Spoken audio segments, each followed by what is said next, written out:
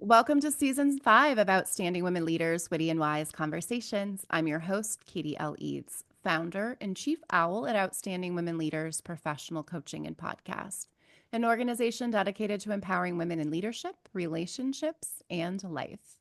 Owl is on a mission to host 100 million witty and wise conversations that inspire you, disrupt the way you think, and stir your soul into aligned action.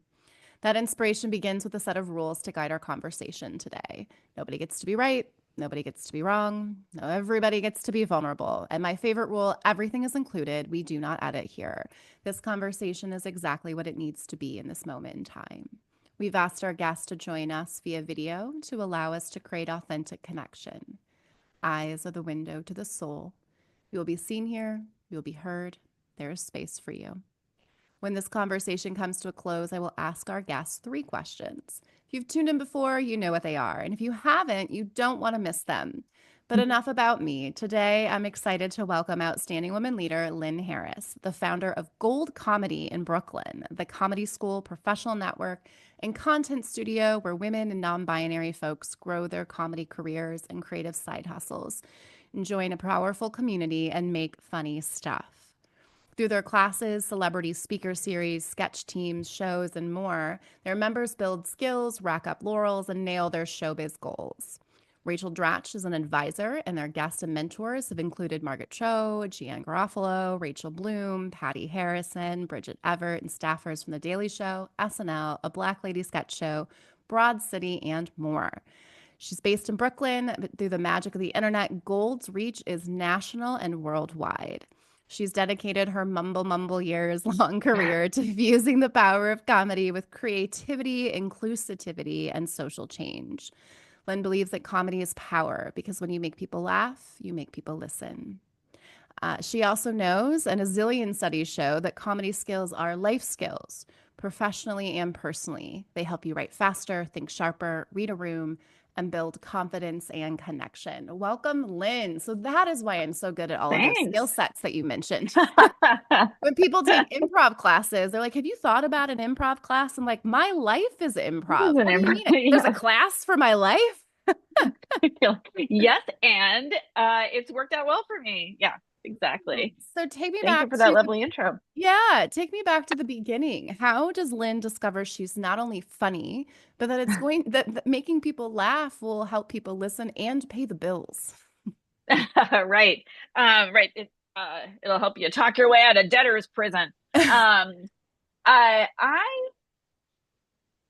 what I remember most clearly is, and I have my parents to thank for this, is that I grew up on, and I will also date myself here. I grew up on Carol Burnett, Laugh-In, Miss Piggy, the Muppet Show, and even all those like variety shows that were like cheesy but awesome, like the Donnie Marie, Captain and Tennille, that really, and they all kind of shared just uh, people who were and a style of humor that is just plain funny, old school, just funny. And both of my parents came from families that were not showy about being funny, but they all just sort of lived on laughing.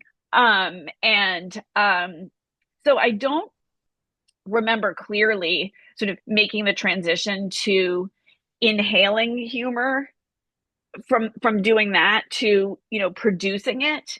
But I was always drawn to it like a one of those big fat cartoon magnets, those like the red and the big red horseshoe shaped ones. I was just drawn to it. And I think I kind of started going, well, I was going to say in high school, but probably before that, when it just started to become my brand, because I was an only child. I could always get my parents' attention. They were a great crowd. They would laugh. I could, it just, yeah, when I made people laugh, they listened to me. So I just enjoyed it. And so as with all things, it takes practice. I remember buying a book that I recently found when I was cleaning out my parents' house called How to Be Funny. And it's a goofy like 70s book with like groovy illustrations. But I remember like studying it when I was a kid. And I think the key thing is that it's even if you're drawn to being funny, and even if you kind of are, grow up around it, or even inherit some piece of the skill, you still have to work at it. It still takes practice.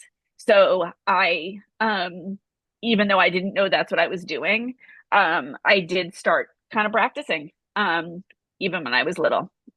I didn't realize there was an only child to comedic gold pipeline that we're both a part of. Yeah. I don't have I can't prove it because for my in my own I don't have I don't have a comparison study. And not and people with many siblings are hilarious, so I don't think we have a monopoly.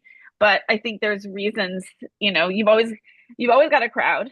And I think and I don't mean a crowd, I mean a crowd of maybe one parent, but and some stuffed animals. But yeah, it just gives you a different set of things to talk about. It does. My mom thought I would be a teacher, and I had stage fright so badly. I'd Hmm. love to know your experience with the stage. And so I thought, well, for 52 minutes, those kids are captive in this Yeah, classroom. The notes are for them, yeah, the jokes are for me. And right. I There's just, no drink minimum. there is no drink minimum. So sobriety and laughing, I mean, this is a tough crowd. Southside Yeah, Chicago, very tough crowd. yeah. How did you decide to make this like your profession? And did you have any stage fright? How do you get over that? Um, I'll answer those backwards or in reverse order. I don't, I am not made of wood, so certain things make me nervous. Um, but that's human. I don't have a particular fear of being on stage or speaking in public. It's just I don't it I would be I'm certainly more nervous in front of some crowds than others. I don't do much stand up anymore at all really because I just can't stay up late. But and it just takes a lot, just a ton of work, as you know. And I need to be doing other things, and supporting other people. But um, for me, it depended on the crowd and the stakes. Um, like if you right now, if you said I just like right before we started talking, I opened an email that and this is good news that I was selected to pitch my company at a pitch competition. Um, and if you had told me also, um, we need you to host a benefit, I would be like, I am so much more comfortable hosting the benefit in front of I don't care who than it's not the stage fright, it's the what. So for the pitch competition, I'm like, okay, now I have some work to do. Whereas for the this is great, but I got to prepare. Whereas for the other stuff, I would definitely prepare, but I wouldn't be scared. Or like stage fright scared, not scared, but stage fright scared. So it depends on the context. Your first question about how, why um, is I've always been drawn to not just comedy itself, just good, plain old funny, like we talked about, just like Carol Burnett, funny and in itself.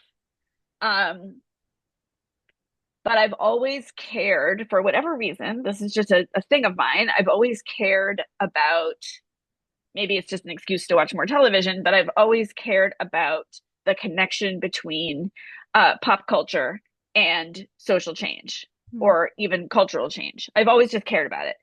It's always been interesting to me. And, like to use an example from when I was younger, when Ellen came out, it mattered. It's not the only way to make social change. There are many important ways to make social change. Or to contribute to social change. Um, this is one of them, and it's a particularly fun one. So whether it's the content of what you're saying or just what you look like, meaning if you don't look like a straight white dude, and you are telling jokes and you have all the attention and people are laughing at you, that also contributes to people's perceptions of power and authority.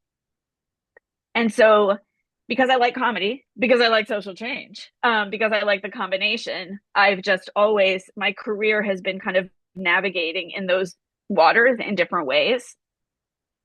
And so the most recent the most recent sort of port of call was to say, well, what if I were able to just widen the funnel and make it, comedy's hard for everybody. Comedy's hard if you're a straight white dude. Like, it's just hard.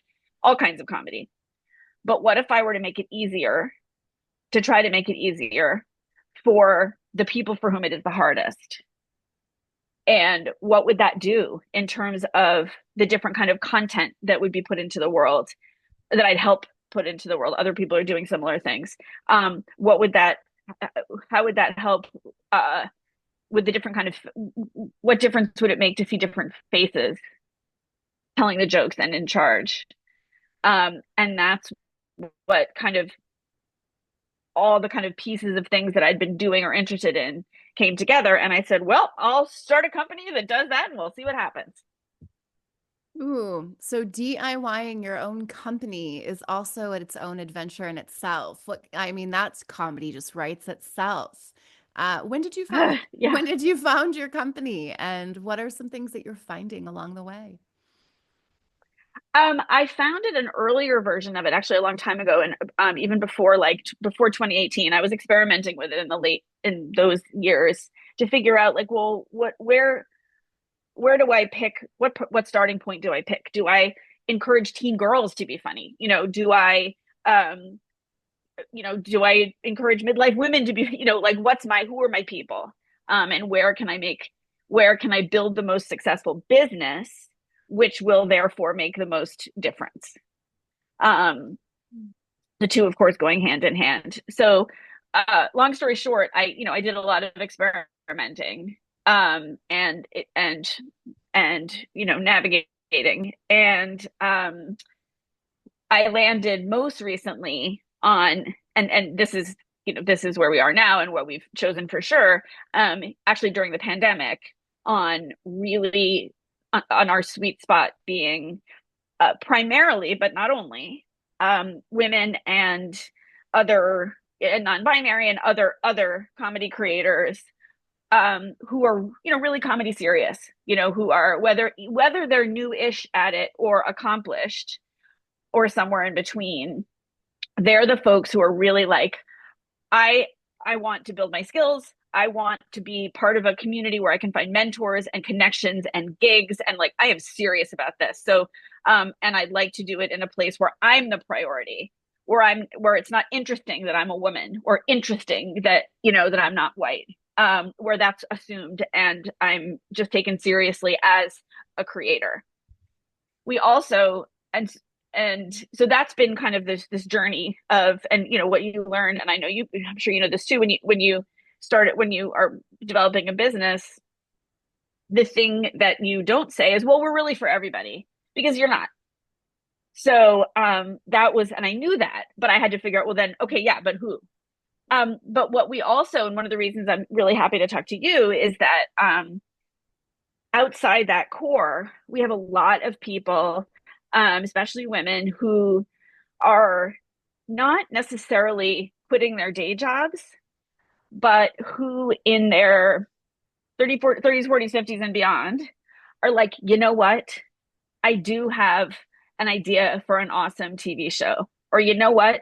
I have always wanted to write sketch comedy. Or you know what? I really do have time to really jump in to try like doing stand up, not just like one time for fun, but like to really kind of put some time into it. And because whether it's because it's later in life, or because like during the pandemic they're like, what's the point of it all if I don't follow my dreams?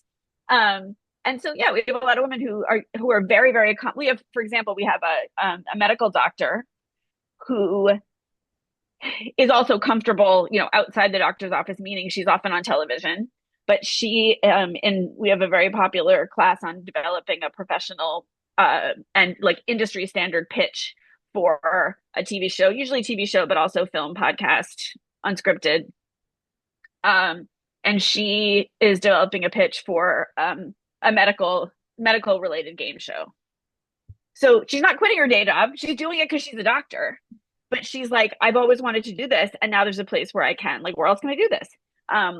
So so that's our sort of our other kind of our broader sweet also sweet spot are folks like that who are and women, in their, as I said, in midlife, who were just like, there's got to be more comedy in my life.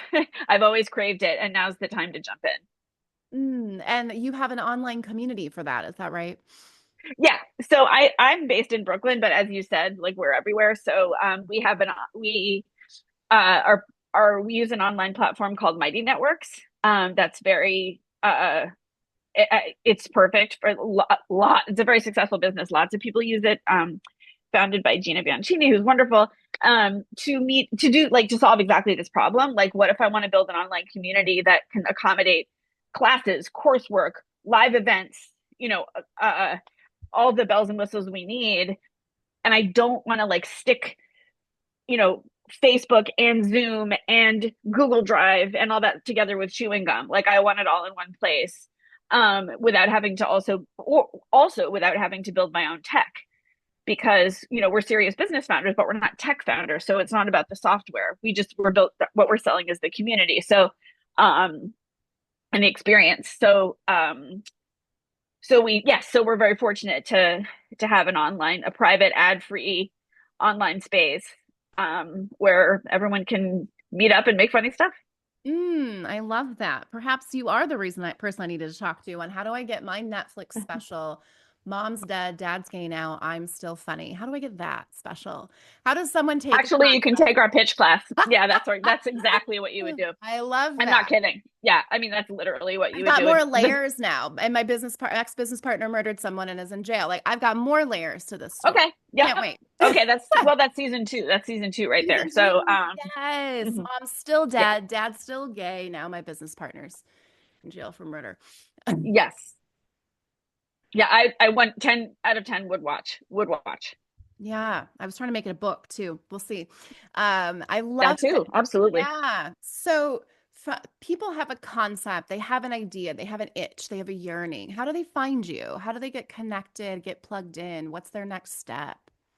Super easy. Just that's the easy part. That's goldcomedy.com. That's our website. We have lots of resources there also, just for learning. Like, if you were curious and not ready to, if, you or someone like you was curious about how to create a pitch for your show idea, but wasn't quite ready to take our class, we have articles about that on our website.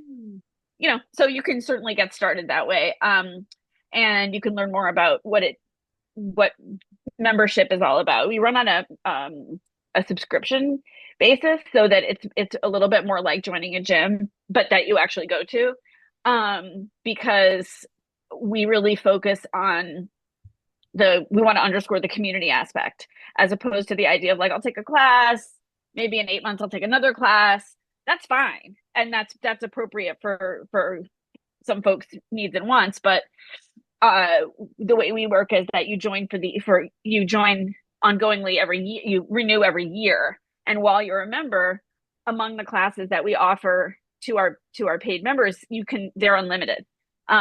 So you can take all our classes. You can take them more than once. People do that a lot. People take our classes over and over, because they're friendly for beginners, but also appropriate even if you're not a beginner, for accountability practice, etc. So that's what you would do. Just find our website or find us on Instagram and just start learning about us at Gold Comedy on Instagram. Easy peasy. And you talk about classes. Whenever I know a lot of coaches listen to my podcast, and what I see missing in coaching is there is no improv. Uh-huh. There's so much scriptedness. There's like thinking about this and thinking about that. And when I hear that from coaches, I'm like, that's what you're doing? What kind of courses are you offering and how do you help refine skills that maybe translate even into the business world? We're always adding to our basic kind of our basic menu. But the basic menu typically or now does include stand-up boot camp, sketch boot camp, storytelling boot camp. We do have improv. Yes, you can practice improv online on Zoom.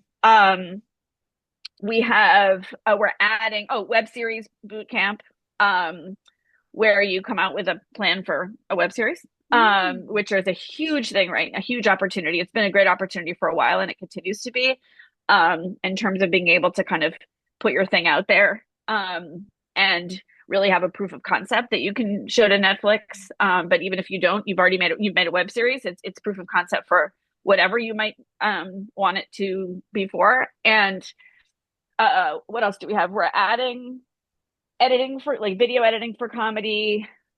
We do production, like producing digital sketches. Um, we're adding pilot writing. We're adding late night packet writing, which is the thing you have to submit to be considered for a writer's room. And all of those, the way we structure it is all of those are included in your membership.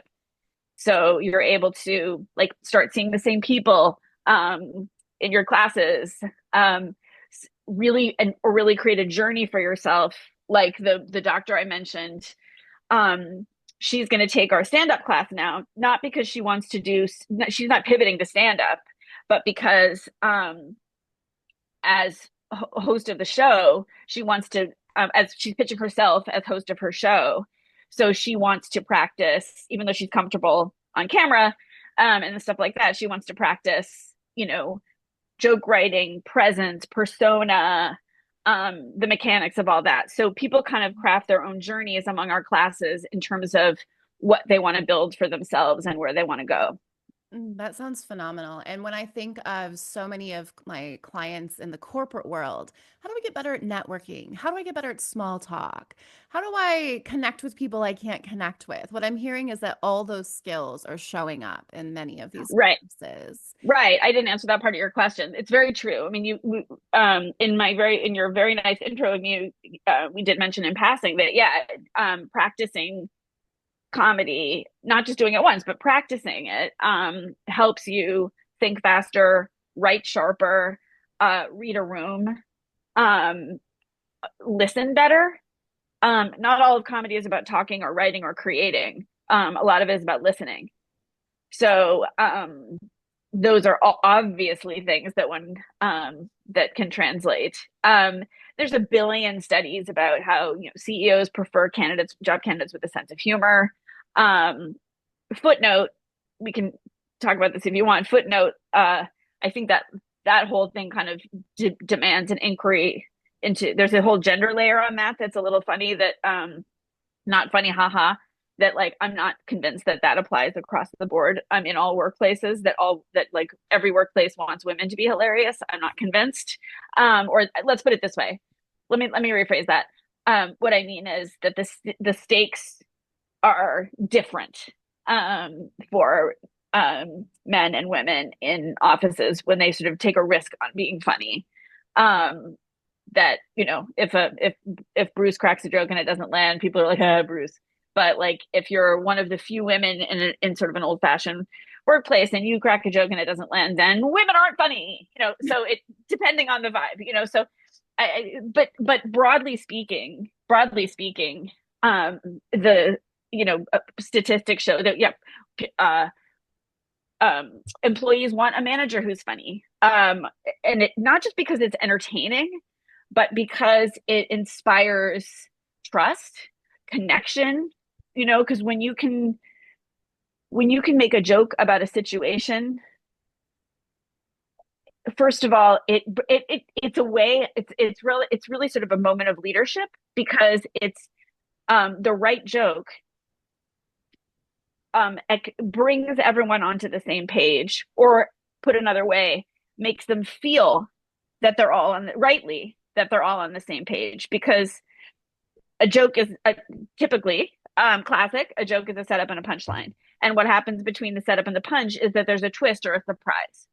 So in order to be able to follow the joke from point A to point B, from the setup to the punch, you have to be able to follow that twist. And when everyone in the room can follow the twist, can follow that misdirect, can go with that misdirect, it means that they all understand the same thing. So that it's not just like, oh, party har har, laughter is the best medicine, which sure, along with the COVID vaccine, yes, but it also had, like, that's why if you really start to dig down, well, okay, what's the joke actually doing? Then you start to understand what the connection among comedy skills and life skills, or comedy, why humor in the workplace can be effective when used appropriately, etc. There are real concrete reasons, and it's not just amusement. Yeah, Google did that cloud study where they discovered that they discovered you can't recreate high-performing teams, and I have my own thoughts I would share for them, but they did discover that high-performing teams, that they share memes and laugh together. That was the only there were 3 common threads, and that was one of those common threads that they couldn't predict based on skill and personality tests and like all of these arbitrary things. What they could predict, though, 100%, was if teams were laughing, they were performing. Yeah. Yeah. Yep. And I can see that as being kind of a cycle too, right? Like they're having a good time, they understand each other, they can speak in a sort of a shorthand, right? Where they the way you can with your friends, I can see all sorts of reasons for that. Absolutely. And I have professional truth teller on my LinkedIn. I should probably make it compassionate truth teller. Professional sounded more corporate because I've never actually worked in corporate. And but when you're telling someone a truth as it lands, where I get in trouble in stand up is you're not supposed to laugh at your own jokes, but my laughter is contagious. And when you can really laugh, it's like your soul. I think it was Quincy Jones that said it's your soul's way of saying, ain't that the truth? Yeah. And Also, I would push back. I think it's fine to laugh at your own jokes. thank If that's you. your style, I don't see why not. Who said that? A guy I dated once. We'll check him off No, the thank list. you. Yeah, Yeah. I mean, I know, I understand why people say that. I get it. But like, I guarantee you, turn on Jessica Carson's new special. Like, any special that, even just, we just had she definitely laughs. Everyone laughs at their jokes. Not everyone. That's not true. That's not true. It depends on your personal style, is what I'm trying to say. Mm-hmm. Like, there are comics whose vibe is more deadpan and they kind of wait for you to finish.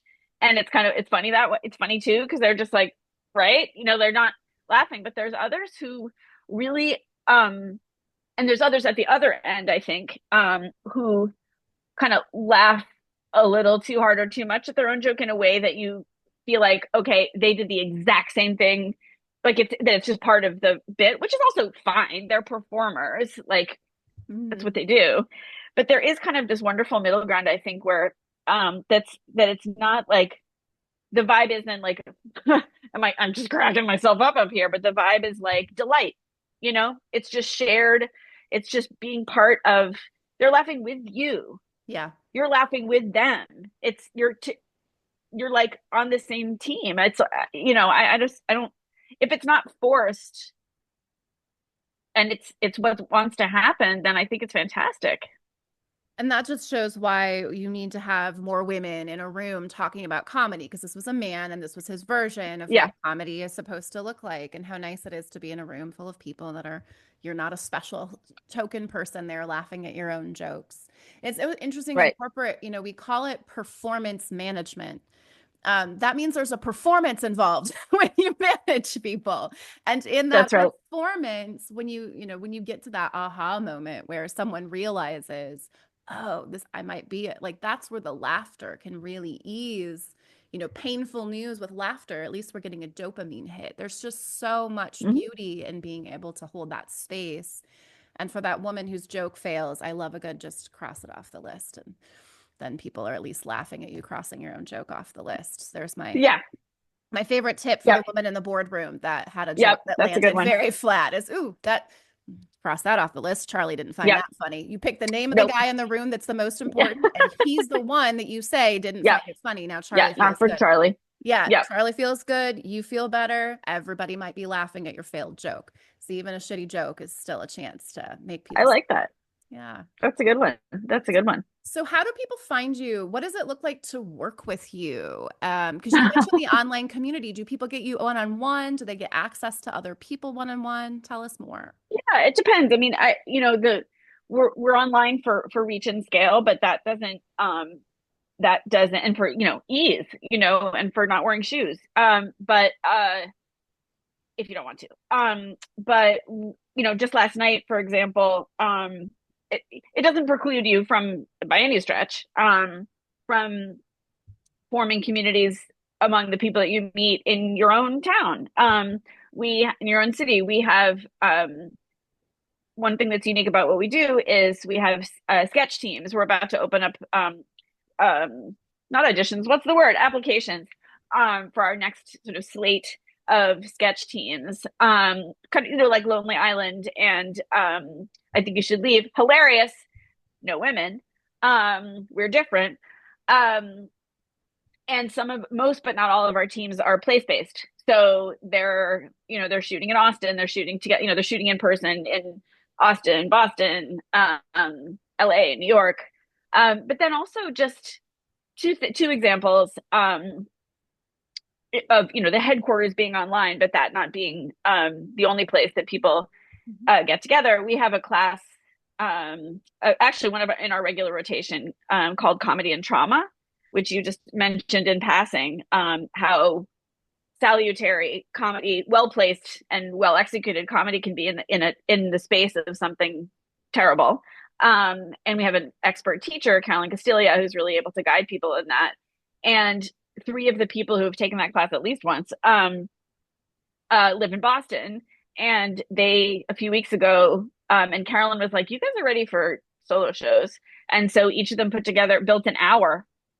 their first hours. And they were already experienced stand-ups, but they hadn't done their hour yet. And they put on a 3-night series of solo shows that had been developed in Carolyn's class in Boston. And then a lot of the other Boston Goldies went to see them. And then someone else flew out.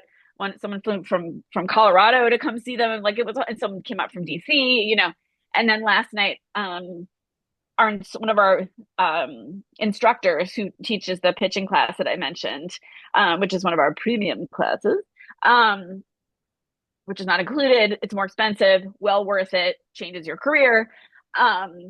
She, worked on, she's a producer from Broad City, Search Party, Inside Amy Schumer, no big deal. She also produces feature and directs feature films. And her first feature film was part of a festival last night in New York. And so a bunch of us went. And so, it really, we can bridge the gap. I see people in person, now and then. Sure, definitely. We're building an individual coaching program, kind of as we speak.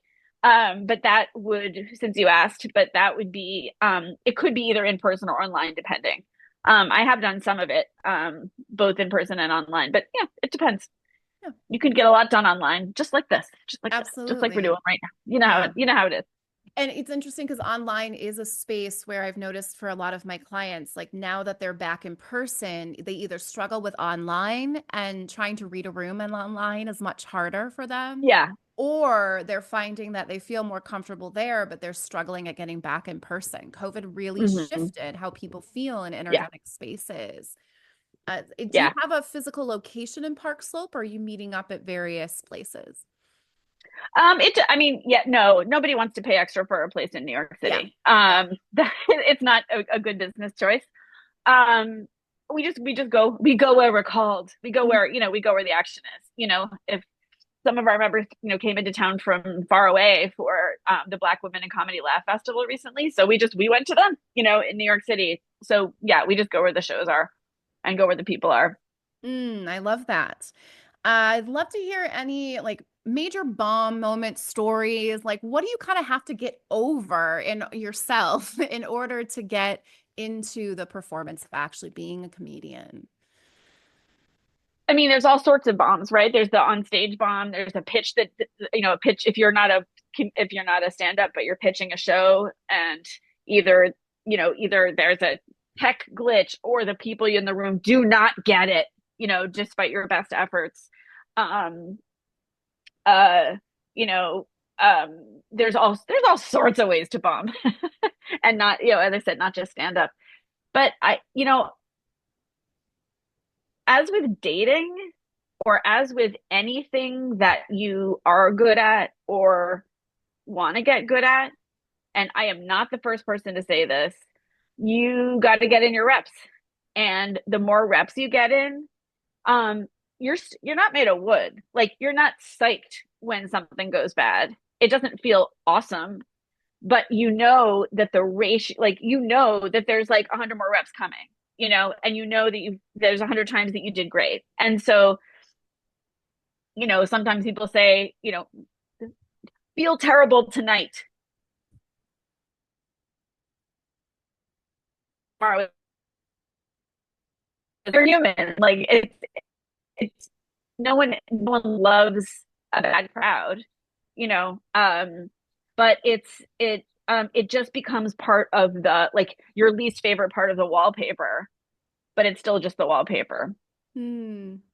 But only if you're just doing it a lot. I mean, not only, but especially. And the key is to just do it, whatever it is, to do it a lot. Yeah. I And imagine. also, like, fail, sorry, go ahead. No, go ahead. um they used to say, I used to play ice hockey, and our coach used to say, you score, they used to, the chestnut was, you score a goal for every 10 shots, right? So if you fail 9 times, you're just doing what you literally have to do to get to the one that wins, right? The one to the goal, to the, not the goal, the whole big goal, but to get to the success. So, like, the misses are part of it. They're not a distraction from it. Mm, They're not an obstacle to it. They are it. that's a huge mind So shift, and one that could right. definitely support people in that very serious corporate world where every time they have a presentation, they don't recognize that misses, half misses, usually fine.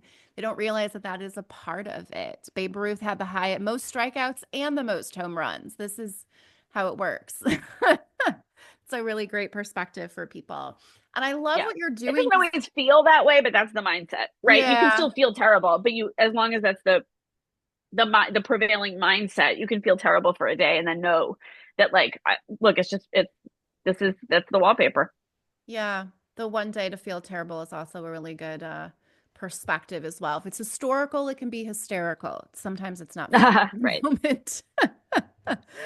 And I love that this is a nice alternative to Toastmasters. Not that you're here to look for all the execs in the room, but when I have execs that want to get better at presentations and improv, I'm like, you don't need Toastmasters. That's a perfect speech.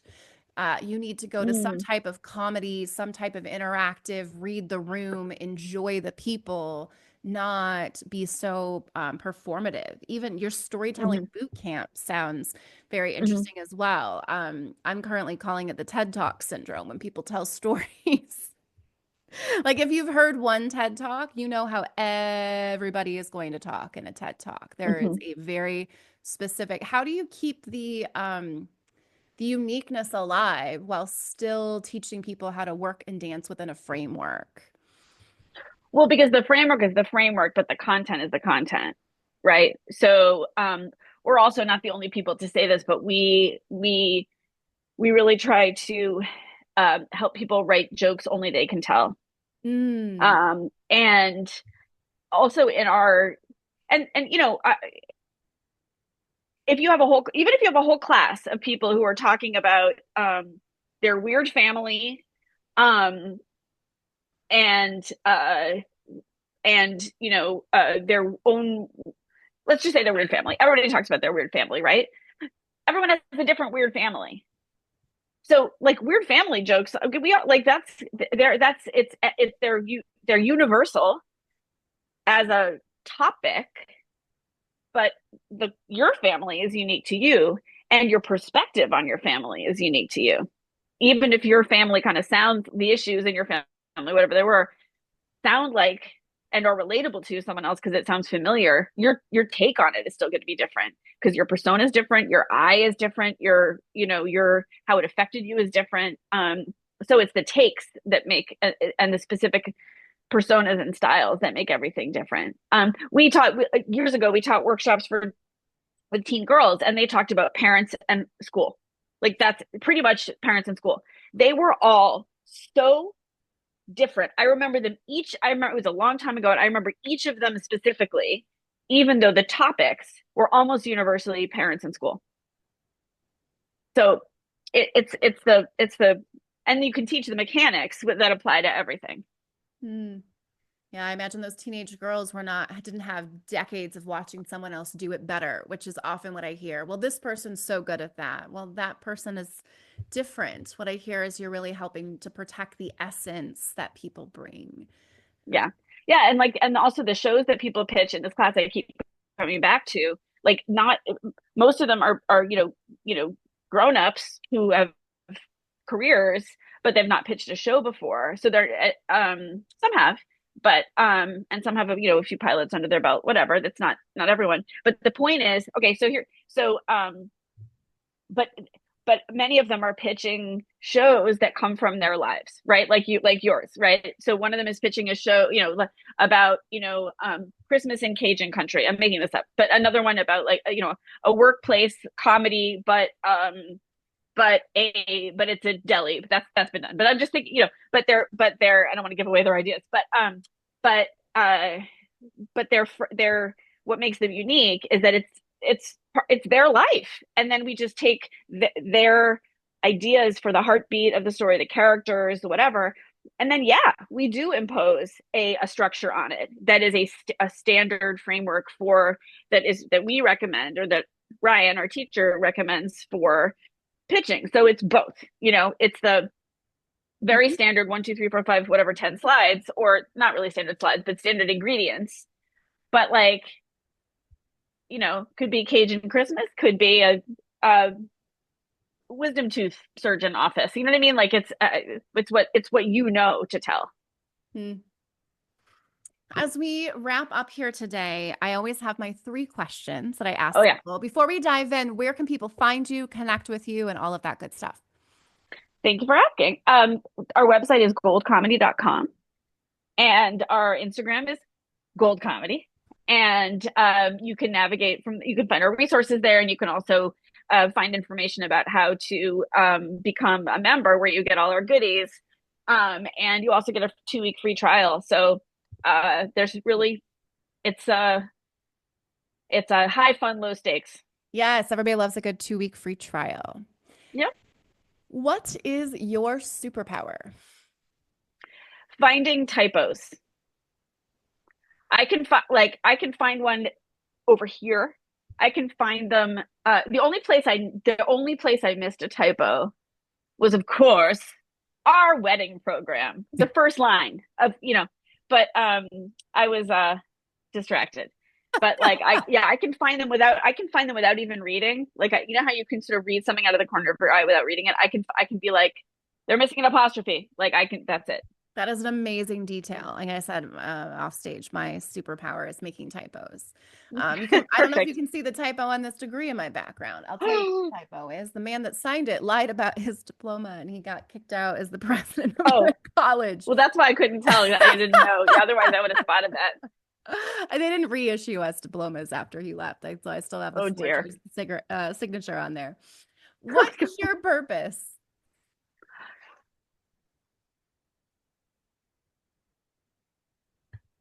To help people find ways to delight and entertain themselves, and also help change the world.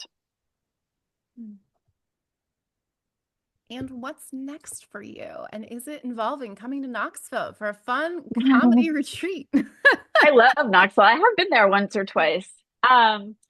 What's next? How far in the future should I say? I always just ask what's next and I let you What's run next? with it. Yeah, yeah. What's next is near future, a mini vacation in Key West, bucket list. Um, what's next is this is like a little serious, but it's true. Is the big sort of happy, the big sort of mixed feelings question mark of what does it look like to have both my kids in college, um, and have gotten past the last 5+ years of elder care for our whole family. And what, like, we don't, my husband and I always say, like, we don't remember what it's like to not have all of these giant kind of life projects going on at the same time as we're doing the rest of our own lives. And so I don't know what that's going to look like, but it's Mm-hmm. getting closer every day for a bunch of reasons. And so it's kind of like it's a weird, it's not a sad question mark or a purely happy question mark, but it's a very interesting question mark. And so I'm sort of what I'm really answering your question. I'm really answering your question with a question, which is what is Yeah. next? Hmm. And the last thing, I always give my guests the last word. Any words of inspiration you'd like to share and leave for our guests today? Whatever, if you're curious about being funny, or if you're like, yeah, but I'm not funny, or I'm funny but I'm shy, there's no but. Like there is no one way to be funny. There's no um there's no there's no right or wrong. There's just trusting yourself and listening. And there are no one ever died from not having a joke land. So it is always worth entertaining literally your curiosity and giving it a whirl.